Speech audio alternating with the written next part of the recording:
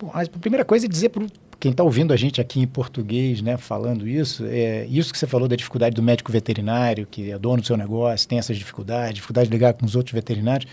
Eu já ouvi isso em várias línguas de veterinários no mundo inteiro. Então, assim, o brasileiro que está assim não está sozinho. Essa lacuna na nossa formação e essa dificuldade no nosso dia a dia, nós médicos veterinários brasileiros, isso não acontece só com a gente, isso acontece no veterinário em qualquer lugar desse planeta. Então, a gente não está sozinho nessa dificuldade. Quando você me perguntou quantos veterinários eram na Animalia, eram 40 e poucos. Dos 70 eram 40 e poucos veterinários. E a gente fala, mas é o especialista que vem de vez em quando? Não, eram especialistas que realmente têm pelo menos 1 ou 2 dias de agenda aberta inteira, dia inteiro. Então, assim, eram 40 e poucos profissionais.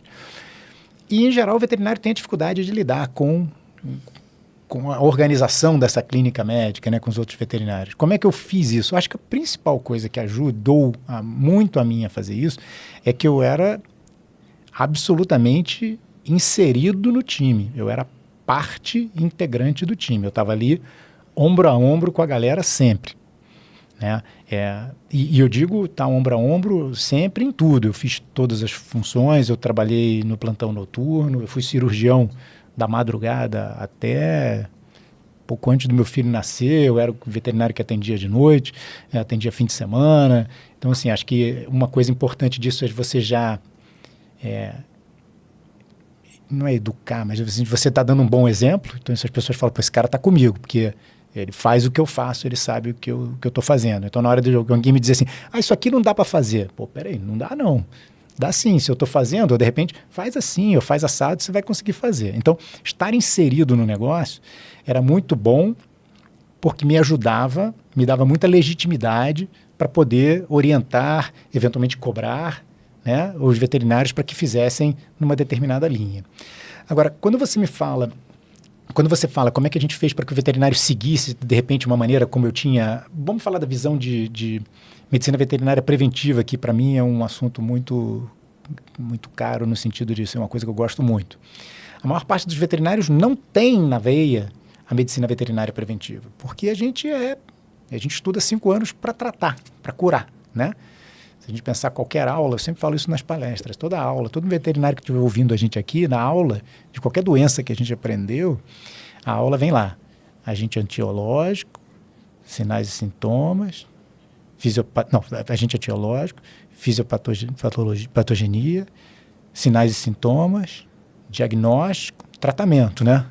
Nunca teve precedido por prevenção, nunca houve prevenção de nenhuma doença em nenhuma aula. Está pensando nas aulas aí? Não teve, não tem.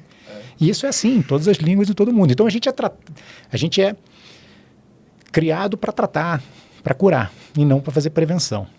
E a prevenção, para mim, foi muito importante, porque quando eu comecei, e eu ainda tive aquela pedalada dos 2 anos com sócios que foram complicados, eu não tinha mais, meu pai me ajudou muito, o que eu investi na Animalia foi o preço de um carro popular da época. Que ele me perguntou assim, você quer o carro ou você quer investir no negócio? Eu falei, vou investir no negócio. Então, era o preço de um carro popular, e carro popular antigamente era bem mais barato do que era agora. Então, eu diria que deve ter sido em torno de $15 mil que eu investi na Animalia. E eu não tinha 15.001, eu tinha uns 15 mil que foi o que eu botei lá. O não tinha.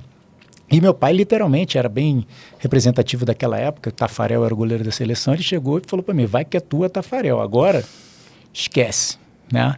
Eu tinha cabelo, tinha disposição pra caramba para trabalhar, era muito jovem, mas eu tinha uma coisa muito boa, que é não ter plano B. Não ter plano B ajuda pra caramba. Porque vai dar certo, porque tem que dar certo, e vai dar certo, e vamos nessa.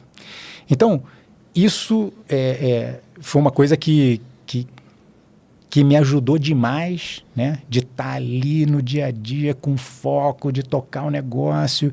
E aí, o que eu pensava? Eu quero fazer esse negócio crescer. Como é que eu faço? Eu não tenho dinheiro para comprar um tomógrafo.